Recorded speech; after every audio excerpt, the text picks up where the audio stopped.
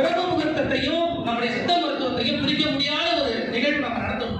நம்ம இன்னைக்கு வந்து அடுத்த தலைமுறைகள் இப்ப வந்து பாத்தீங்கன்னா பாரம்பரிய விடியற்கால என்ன பண்றோம், எல்லாருமே நாம் முடிவில் எழுந்திருச்சு எல்லா வேலையும் செய்யறோம்.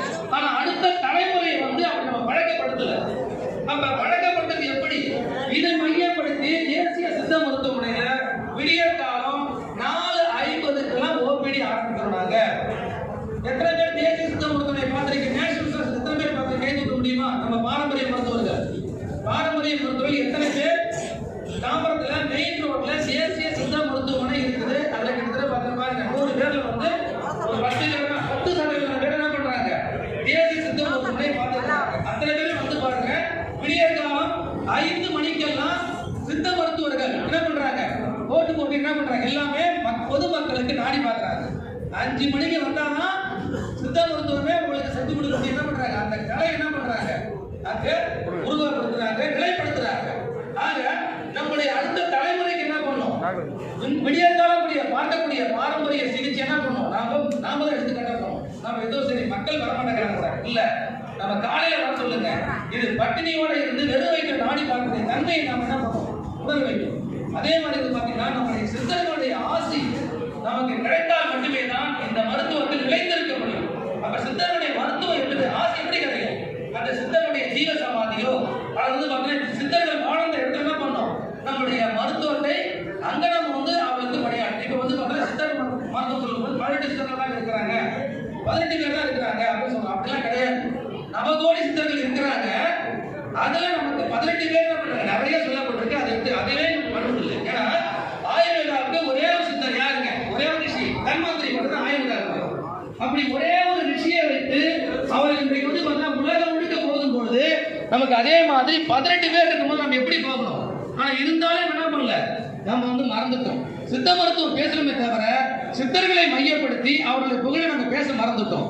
ஆக அந்த அடிப்படையில தேசிய சித்த மருத்துவ நிறுவனம் ஒவ்வொரு மாதத்திலையும் உங்கள் பகுதியில் இருக்கக்கூடிய ஏதாவது ஒரு சித்தர் ஜீவ சமாதி இருந்ததுன்னா எங்களுக்கு அடையாளப்படுத்துங்க. நாங்க மாணவர்கள் என்ன பண்றோம், ஒரு 50-60 மாணவர்களை அங்க நாங்க அனுப்பிடுறோம். அந்த இடத்திலே சித்தருடைய ஜீவ சமாதி இடத்திலேயே 4 விதமான பணிகளை மேற்கொள்ள போறாங்க. ஒன்று உழவார பணி. ஏன்னா அங்க நம்ம சுத்தப்படுத்தணும், சித்தர் வாழ்ந்த ஒரு கோயிலை சுத்தப்படுத்தணும். உழவார பணியை மேற்கொள்றாங்க. அதே மாதிரி பார்த்தீங்கன்னா மருத்துவ முகாம் கிட்டத்தட்ட அங்க வந்து ஒரு 20,000, 30,000, 30,000, ஈவன் 50,000க்கு தேவையான மருந்து கூட என்ன பண்ணலாம், இலவசமாக கொடுப்பதற்கு தேசிய சித்த மருத்துவ நிறுவனம் தயாராக இருக்கிறது. அது மட்டும் இல்ல, அருகில் இருக்கக்கூடிய சித்த மருத்துவ கல்லூரியை நம்ம இணைச்சி பண்றோம். ஆக அங்கேயே வந்து என்ன பண்றோம், மரங்களை நடுறோம். இந்த மாதிரி சித்தருடைய சமாதியில் இருந்து நம்மளுடைய மெடிடேஷன் செய்ய வைக்கிறோம். ஆக சித்தருடைய மெடிடேஷன் மெத்தடு, மரம் நடுறது, மருத்துவ முகாம், அது வந்து உழவார பணி, இந்த 4 விதங்கள் என்ன பண்றோம், அந்த சித்தர் சமாதியை நம்ம செய்ய செய்ய செய்யதான் சித்தருடைய ஆசி நமக்கு கிடைக்கும். ஆக சித்தருடைய ஆசி கிடைத்தால் மட்டுமே தான் நாம இந்த மருத்துவத்தில் நிலைத்திருக்க முடியும். சாதாரண விஷயம் கிடையாது. இறுதியாக ஒன்று சொல்லி முடிக்கிறேன். நமது அண்மையில் சித்தாடே அப்படின்னு சொல்லி ஆண்டுக்கு ஒரு முறை கொண்டாடுறோம். இப்போ வந்து பார்த்தீங்கன்னா சென்னையில் கலைவாணர் அரங்கத்தில் நம்முடைய ஜனவரி 3ஆம் தேதி நடந்த சித்த மருத்துவ விழாவிற்கு நம்முடைய யாருங்க ஜனாதிபதி இருக்க, துணை ஜனாதிபதி நம்ம ஊருக்காரரு யாருங்க, ராதாகிருஷ்ணன் சார் அவர்களை அழைத்து நாங்கள் மிகப்பெரிய விழா எடுத்தோம். அப்ப அவர்கள் சொன்ன கருத்து 2 கருத்து தான் சொன்னார். மெயினா ஒரு கருத்து, நீங்கள் கொடுக்கக்கூடிய மருந்து சித்த மருத்துவர்கள் முழு நம்பிக்கை வைத்து கொடுங்க. முதல்ல நீங்களே என்ன பண்ண முடியும், சந்தேகத்தோட கேட்கும் கேட்காம அப்படி நினைக்க வேண்டாம், முழு நம்பிக்கை வைத்து கொடுங்க. ஒன்று. அதே மாதிரி மிகப்பெரிய ஒரு மாற்றத்தை ஏற்படுத்த, என்ன மாற்றம் ஏற்படுத்த வேண்டும், இந்த நம்ம தமிழ்நாட்டிலே சரி எங்க இருந்தாலும் சரி நம்முடைய மக்களுக்கு ஏதாவது ஒரு தொந்தரவு வருது அப்படின்னு சொன்னா, உடல் ரீதியான பாதிப்பு வருது சொன்னா, முதல்ல அவர்களுக்கு ஞாபகம் வர்றது யாருக்கு வரணும், நம்மளுடைய சித்த மருத்துவமோட ஞாபகத்துக்கு வரணும். அட்லீஸ்ட் சித்த மருத்துவத்தை போயிட்டு என்ன பண்ணணும், நமக்கு வந்து நாடி முறையோ நோய் கணிப்பு முறையை பார்த்துட்டு அப்புறம் என்ன பண்ணலாம், அவர்கள் வந்து ஆங்கில மருத்துவம் கூட போகட்டும். ஆனா முதல்ல பார்க்க வேண்டிய மருத்துவர் யாருங்க, சித்த மருத்துவரை வந்து நம்ம பார்க்கணும். சித்த மருத்துவரை பார்ப்பதற்கு நாமே நம்பிக்கை வைக்கணும், அதுக்கேற்ற மாதிரி மாற்றத்தை ஏற்படுத்தணும். அது மட்டும் இல்ல, அவர் என்ன சொல்லிட்டு போயிருக்காருங்க, அதாவது கேன்சருக்கு முழுமையான ஒரு தீர்வு வந்து சித்த மருத்துவத்தால முடியும். ஆக கேன்சருக்கு யாராவது சித்த மருத்துவர்கள் வந்து மருந்து இருக்குது அப்படின்னு சொன்னா அதை ஆய்வுக்கு மேற்கொள்ளுவோம், அதை எடுத்து ஆய்வுக்கு மேற்கொள்ளுவோம். அந்த ஆய்வை மேற்கொள்வதற்காக தான் நம்ம கூட டைரக்டர் வந்திருக்காங்க இல்லையா, இங்க பாருங்க இருக்கிற மேடையிலே ஒரே ஒரு பெண்மணி அங்க உட்காந்துருக்காங்க பாருங்க. மேடம் கொஞ்சம் எழுந்திரிங்க மேடம், அடையாளப்படுத்தப்படலாம். அதாவது மருந்துகளை வந்து தரநேர்மைகள் டாக்டர் நந்தினி மேடம் ஒரு பலத்த கரவொலி கொடுங்க சார்.